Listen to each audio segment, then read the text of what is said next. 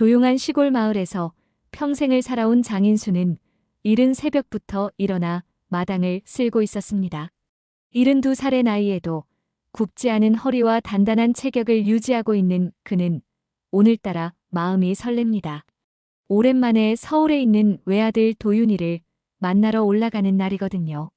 마당 한쪽에는 아들을 위해 정성스럽게 준비한 선물들이 놓여 있었어요. 직접 기른 고추로 만든 고춧가루, 손수 담근 된장, 그리고 도윤이가 어릴 때 좋아하던 엿기름까지 말이죠. 내 자랑스러운 아들 도윤이. 인수는 혼잣말을 중얼거리며 낡은 가방에 정성스럽게 싼 선물들을 넣었어요. 아들이 좋아하던 음식들을 직접 만들어 가져가려는 마음이었죠. 거친 손으로 가방 지퍼를 여러 번 확인하는 모습에서 아들에 대한 그리움이 느껴집니다. 평생 농사만 짓고 살아온 자신과 달리 서울에서 회사를 운영하며 성공한 아들이 자랑스러웠어요. 비록 자주 만나지는 못했지만 전화, 통화할 때마다 들려오는 아들의 밝은 목소리가 인수에게는 큰 힘이 되었습니다. 서울역에 도착한 인수를 마중 나온 도윤의 얼굴에는 진심 어린 기쁨이 가득했어요. 아버지 하며 달려와 안기는 아들을 보며 인수의 눈가가 촉촉해졌습니다.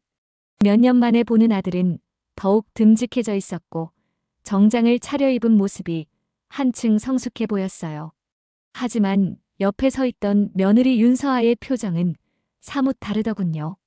겉으로는 웃고 있지만 시아버지의 낡은 옷차림과 촌스러운 말투를 바라보는 눈빛에는 불편함이 스며 있었습니다. 특히 인수가 들고 온 헝 가방과 투박한 손짓을 보며 미간을 살짝 찌푸리는 모습이 역력했죠. 서아는 억지로 미소를 지으며 인사했죠. 안녕하세요, 아버님.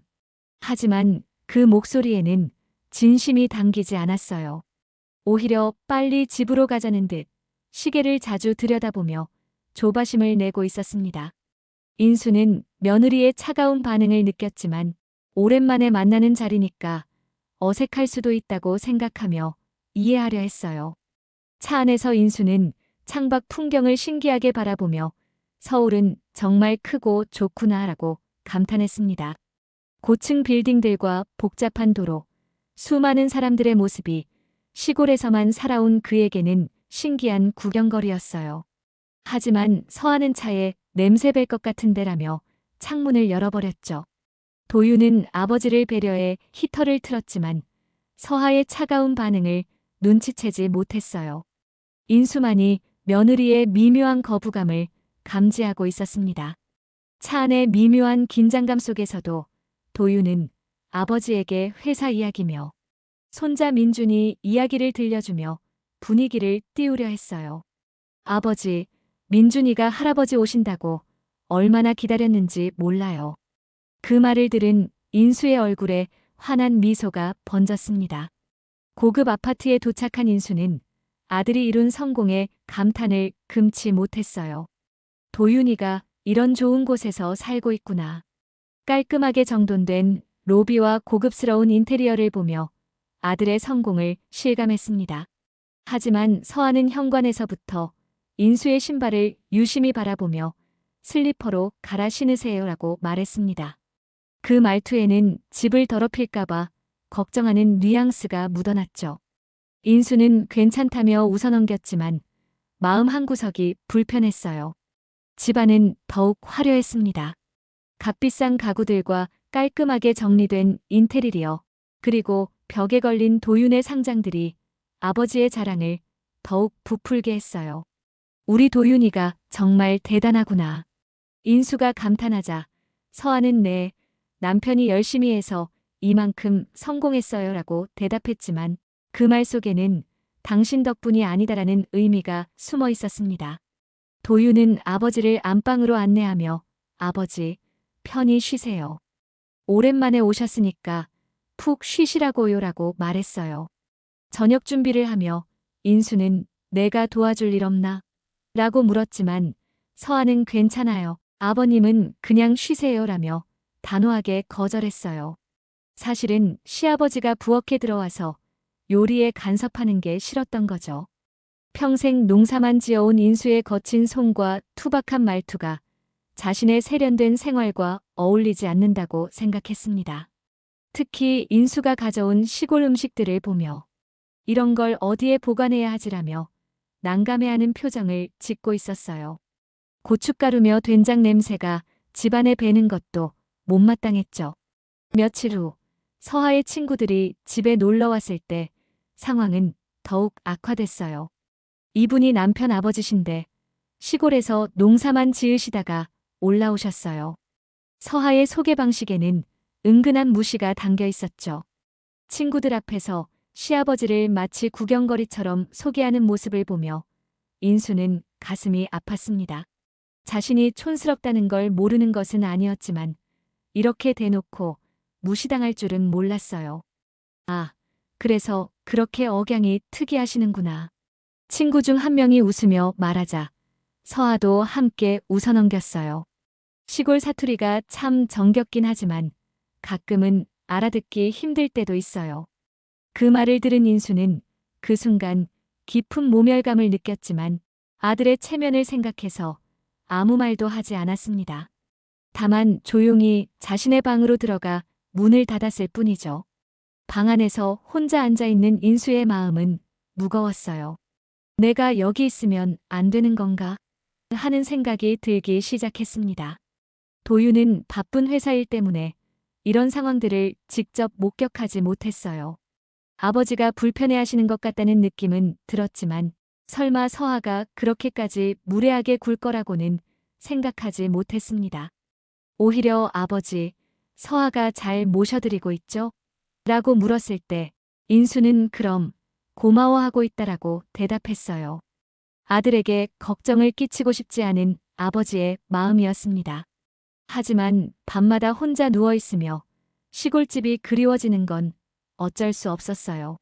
도윤이 지방 출장을 떠난 그날 아침, 서하의 태도는 완전히 달라졌습니다.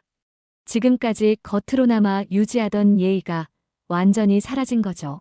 아버님, 이제 좀 눈치를 챙기시면 좋겠는데요. 냉랭한 목소리로 말하는 서하를 보며 인수는 당황했어요. 지금까지 겉으로나마 예의를 지키던 며느리의 본 모습이 드러난 순간이었죠. 아침 식사 자리에서 갑자기 터져나온 이 말에 인수는 수저를 놓을 수밖에 없었습니다. 무슨 소리냐, 서하야. 인수가 어리둥절해하자 서하는 더욱 노골적으로 불쾌감을 드러냈습니다. 솔직히 말씀드릴게요. 아버님이 계시니까 집안 분위기가 너무 불편해요. 친구들도 놀러 오기 힘들고 냄새도 나고. 그녀의 말 한마디 한마디가 인수의 가슴에 비수처럼 꽂혔어요. 평생 성실하게 살아온 자신을 이렇게 대놓고 무시하는 며느리의 모습에 인수는 말문이 막혔습니다. 내가 그렇게 냄새가 나나? 하는 생각에 자신도 모르게 옷을 맡아보기까지 했어요. 그럼 어쩌라는 거냐? 인수가 떨리는 목소리로 물었지만 서하는 이미 준비된 답변을 내놓았습니다. 호텔에서 지내시는 게 어떨까요? 제가 비용은 부담할게요. 그게 서로에게 좋을 것 같아요. 사실 호텔비를 부담할 생각도 없으면서 그저 시아버지를 내쫓기 위한 핑계였죠. 서하는 계속해서 말을 이었어요. 아버님도 불편하실 텐데 호텔이 훨씬 편하실 거예요. 거기서 며칠 계시다가 내려가시면 되잖아요. 그 말 속에는 빨리 꺼져달라는 의미가 숨어 있었습니다. 인수는 순간 말문이 막혔어요. 평생 아들을 키우며 꿈꿔왔던 행복한 대가족의 모습과는 너무나 다른 현실이었습니다. 내가 그렇게 불편했나? 자괴감에 빠진 인수는 결국 짐을 챙기기 시작했어요. 서하는 짐 정리도 도와주지 않았습니다. 오히려 빨리 나가기를 재촉하는 듯한 시선으로 지켜보기만 했죠. 택시 불러드릴까요?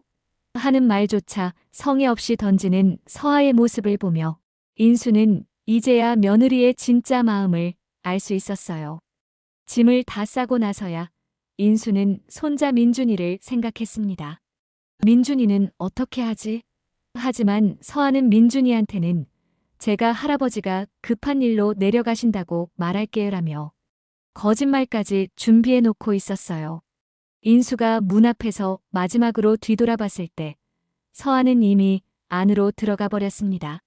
현관문이 닫히는 소리가 유난히 크게 들렸어요. 그날 밤 인수는 고속버스 터미널 대합실에서 밤을 새웠습니다. 딱딱한 의자에 앉아 천장을 바라보며 아들에게 무엇이라고 말해야 할지 고민했어요.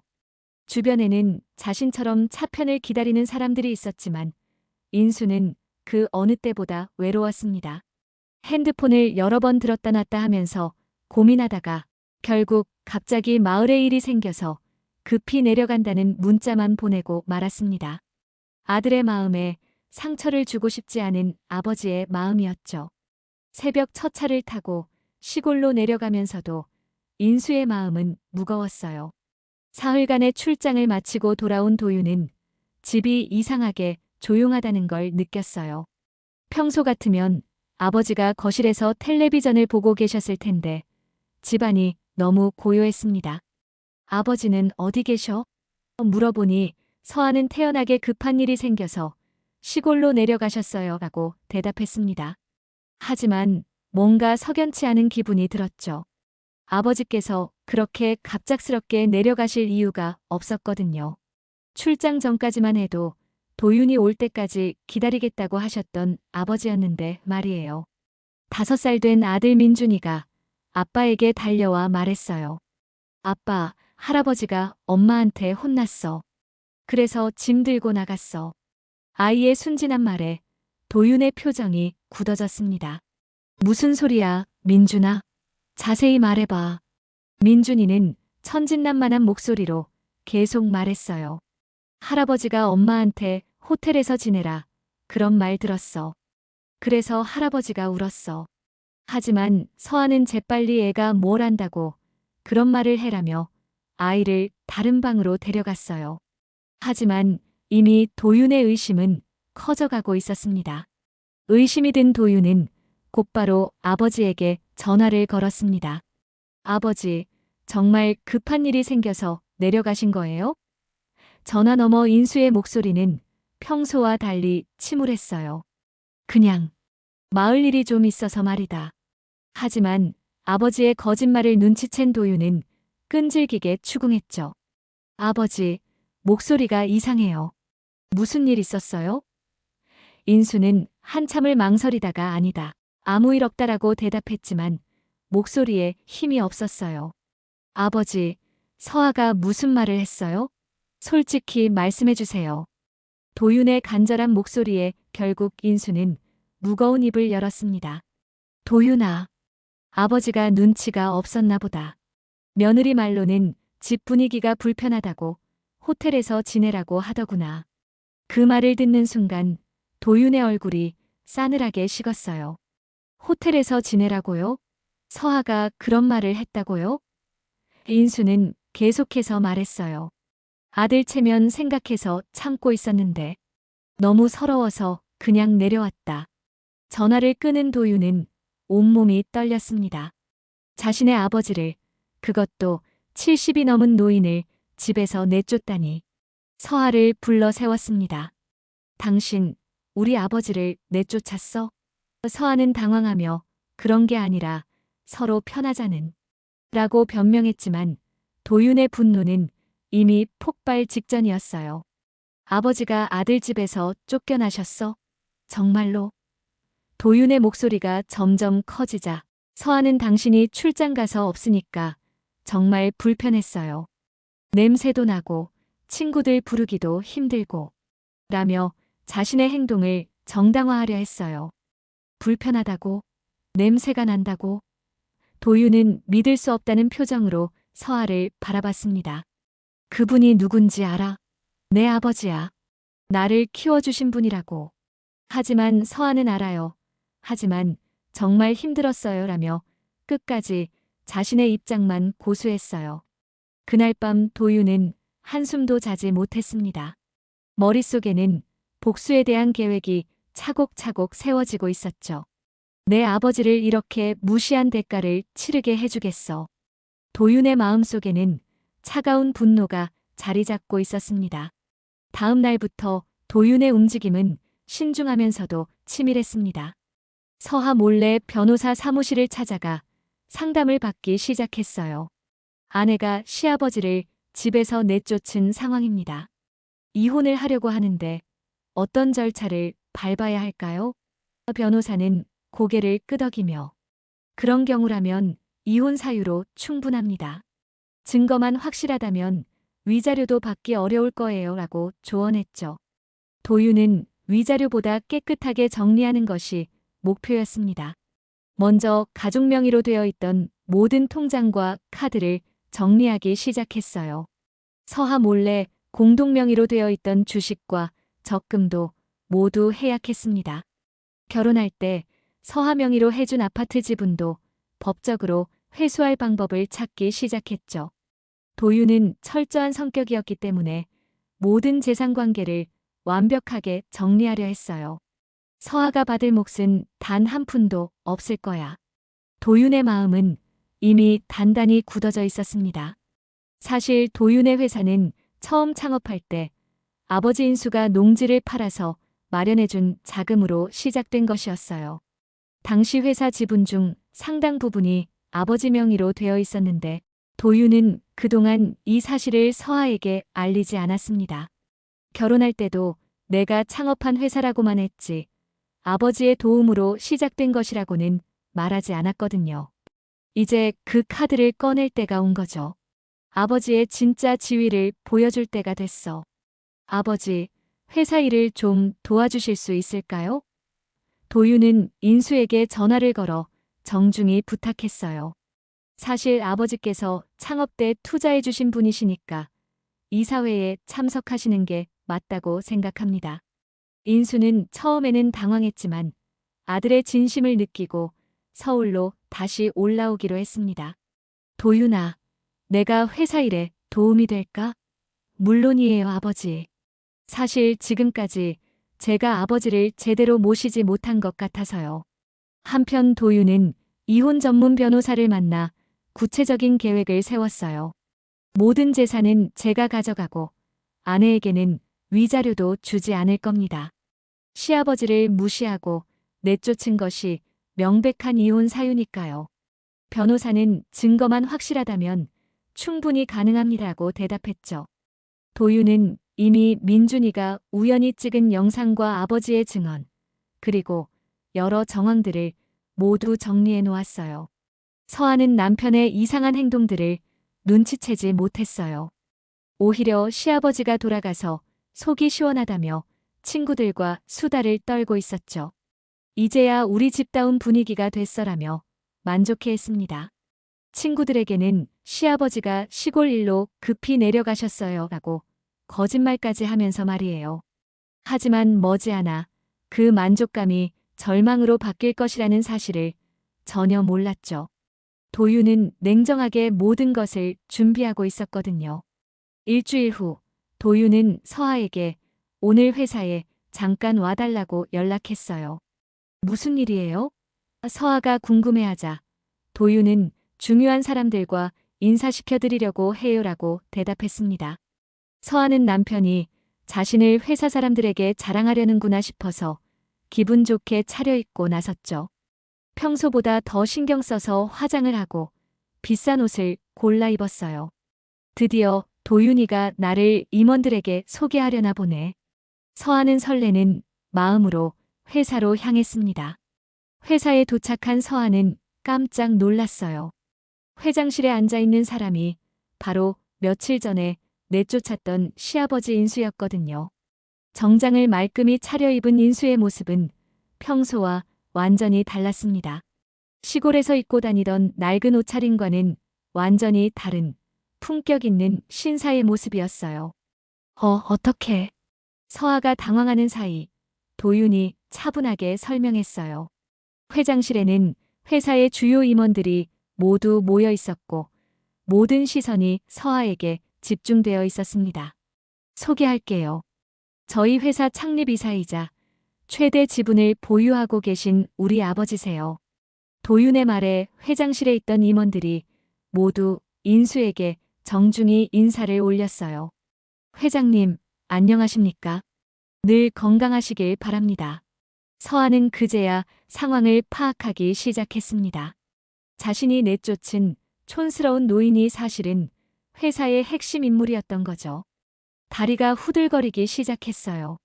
이게 무슨 일이지? 저분이 회장이라고? 도윤은 계속해서 설명했어요. 우리 회사가 오늘까지 성장할 수 있었던 것은 모두 아버지 덕분입니다. 창업 자금부터 시작해서 지금까지 든든한 후원자셨거든요. 임원들도 고개를 끄덕이며 동조했어요. 서하의 얼굴은 점점 창백해져 갔습니다. 자신이 얼마나 큰 실수를 했는지 깨닫기 시작한 거죠. 그런데 서하 씨 도윤이 냉정한 목소리로 말을 이었어요. 당신, 우리 아버지를 쫓아냈죠? 회장실이 순간 정적에 휩싸였습니다. 모든 사람들의 시선이 서하에게 집중되었어요. 서하는 얼굴이 새하얗게 질리며 그런 게 아니라 라고 변명하려 했지만 도윤은 이미 준비된 증거들을 꺼내들었어요. 여러분들께서 직접 보시고 판단해 주시기 바랍니다. 이건 우리 민준이가 그날 상황을 녹화한 영상이에요. 태블릿 화면에는 서하가 인수에게 호텔에서 지내라며 냉정하게 말하는 모습이 고스란히 담겨 있었습니다. 아이가 숨어서 찍은 영상이었죠. 그리고 이건 아버지께서 터미널에서 보내신 문자입니다. 모든 증거가 낱낱이 공개되자 임원들의 표정이 차가워졌어요.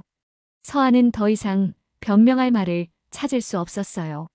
회장실의 분위기는 얼어붙었고 서하는 그 자리에서 도망치고 싶었지만 다리에 힘이 들어가지 않았습니다. 서하 씨, 마지막으로 한 가지만 묻겠어요. 도윤의 목소리는 차갑고 단호했습니다. 내 아버지를 무시하고 내쫓은 것에 대해 후회하시나요? 서하는 울음을 터뜨리며 미안해요. 정말 그럴 의도는 아니었어요. 라고 애원했지만 이미 늦었어요. 회장실에 있던 모든 사람들이 그녀를 차가운 시선으로 바라보고 있었거든요. 특히 임원들의 눈빛에는 경멸이 담겨 있었어요. 회사의 창립자이자 최대 지분을 가진 분을 그렇게 대했다는 사실에 모두가 충격을 받은 것 같았습니다. 죄송합니다만 저희는 더 이상 가족이 아닙니다. 도윤이 서류 뭉치를 서하 앞에 내밀었어요. 이혼 소송은 이미 접수됐고 모든 재산 분할도 정리됐습니다. 당신이 받을 몫은 아무것도 없어요. 서하는 그제야 사태의 심각성을 깨달았지만 이미 모든 것이 끝난 뒤였죠. 이혼 소송이 접수됐다고요? 언제 그런 일을? 서하가 떨리는 목소리로 물었지만 도윤은 냉정하게 대답했어요. 당신이 우리 아버지를 내쫓은 그날부터 준비했습니다. 도윤아, 제발. 서하가 매달렸지만 도윤은 단호하게 고개를 저었습니다. 내 아버지를 무시한 사람을 나는 가족으로 둘 수 없어요. 그건 내 신념이거든요. 그의 목소리에는 분노보다는 깊은 실망감이 담겨 있었어요. 결혼할 때 서로 사랑한다고 맹세했던 사람이 이렇게 변할 줄은 몰랐던 거죠. 당신이 생각하는 품격이 이런 거였다면 처음부터 우리는 맞지 않았어요. 도윤은 임원들에게 말했어요. 여러분들께서 보신 것처럼 이 사람은 우리 아버지를 단순히 촌스럽다는 이유로 무시했습니다. 가족의 소중함을 모르는 사람과는 더 이상 함께할 수 없어요. 임원들도 고개를 끄덕이며 도윤의 결정을 지지하는 듯 했어요. 한 임원이 말했습니다. 사장님, 올바른 판단이라고 생각합니다. 어르신을 그렇게 대할 수는 없죠. 법원에서 이혼이 확정된 후 서하는 친정으로 돌아가야 했어요. 그동안 누렸던 풍요로운 생활도 사회적 지위도 모두 잃게 된 거죠.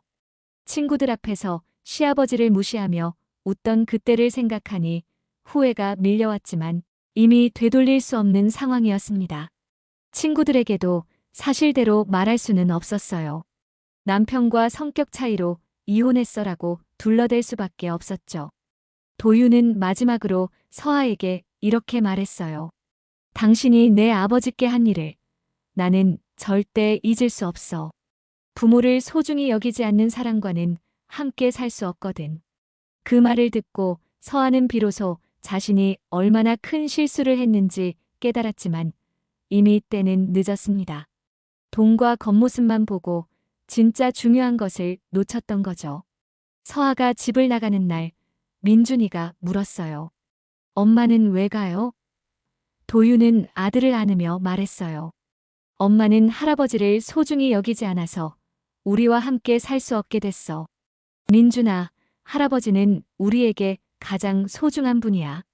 아이는 고개를 끄덕이며 할아버지 보러 가요라고 말했어요. 이혼 수속이 모두 끝난 후 도윤은 시골에 있는 아버지를 찾아갔습니다. 인수는 마당에서 고추를 널고 있었는데 아들이 나타나자 반갑게 맞았어요. 도윤아, 왔구나. 며칠 전 회사에서 벌어진 일들 때문에 아버지와 아들 사이에는 이미 많은 이야기가 오갔던 터였죠. 하지만 막상 아들이 찾아오니 인수의 마음은 복잡했어요. 아들이 자신 때문에 가정을 깨뜨렸다는 생각에 마음이 무거웠거든요. 아버지, 모든 게 정리됐어요. 도윤이 말하자 인수는 깊은 한숨을 쉬었습니다. 도윤아, 아버지가 너무 미안하다. 나 때문에 내가 이혼까지 하게 됐으니. 목소리에 자책감이 가득했어요. 하지만 도윤은 오히려 홀가분한 표정이었습니다. 아버지, 저는 후회하지 않아요. 오히려 서아의 진짜 모습을 일찍 알게 돼서 다행이라고 생각해요. 인수는 아들의 단호한 모습을 보며 안쓰러우면서도 고마웠어요. 자신을 무시한 며느리 때문에 결혼 생활을 포기하면서까지 아버지를 지키려 한 아들의 마음이 감사했지만 한편으로는 미안한 마음이 더 컸습니다. 그래도 민준이는 어떻게 하려고 하냐?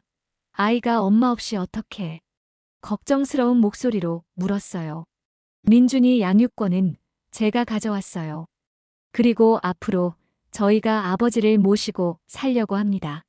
도윤의 말에 인수는 고개를 저었어요. 안 된다, 도윤아. 아버지 때문에 너까지 고생할 필요는 없어. 나는 여기서 혼자 살겠다.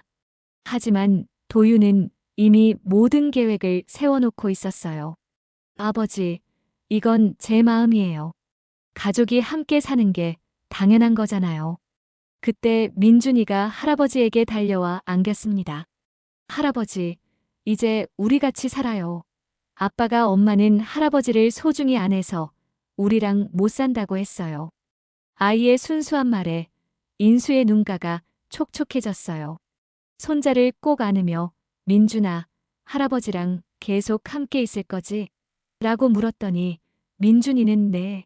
할아버지 텃밭도 같이 가꿀 거예요 라고 대답했어요. 도윤은 아버지에게 구체적인 계획을 설명했어요. 서울 근교에 전원주택을 하나 알아봤어요. 마당도 넓고 아버지께서 농사도 지으실 수 있어요. 회사에서도 아버지를 정식 회장으로 모시려고 합니다. 인수는 그럴 필요까지는 라고 말했지만 도윤은 단호했어요. 아버지, 이건 예의가 아니라 당연한 일이에요. 회사가 아버지 덕분에 시작된 거잖아요. 몇 달 후 도윤은 약속대로 서울 근교에 작은 전원주택을 마련해서 아버지와 아들, 그리고 자신이 함께 살기 시작했어요. 마당에는 인수가 직접 가꾸는 작은 텃밭이 있고 저녁이면 세 대가 함께 식탁에 앉아 정담을 나눕니다. 할아버지, 이 상추 정말 맛있어요. 민준이가 할아버지가 기른 채소를 먹으며 웃자 인수의 얼굴에 환한 웃음이 번졌어요. 도윤은 회사에서도 아버지를 정식으로 회장으로 모셨어요. 비록 실무는 도윤이 보지만 중요한 결정은 항상 아버지와 상의했습니다. 임원들도 인수를 진심으로 존경하게 됐어요. 회사에서 벌어진 그 일 이후로 모든 직원들이 인수를 더욱 깍듯하게 대했거든요. 회장님의 인생 경험이 회사에 큰 도움이 됩니다. 한 임원이 말하자 인수는 겸손하게 웃으며 젊은 사람들이 더 잘해요라고 대답했어요. 저녁 식사 후 세 사람은 마당에 나와 별을 보며 이야기를 나눴어요. 아버지, 제가 이제야 진짜 중요한 게 뭔지 알겠어요. 도윤이 말하자 인수는 가족이 함께 있는 게 가장 행복한 거다라고 대답했어요. 진짜 품격은 돈이나 지위에서 나오는 게 아니라 가족을 사랑하고 존중하는 마음에서 나온다는 걸 도윤은 이제 확실히 알고 있었어요.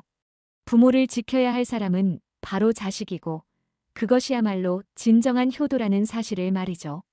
밤하늘의 별들이 유독 밝게 빛나는 것 같았습니다.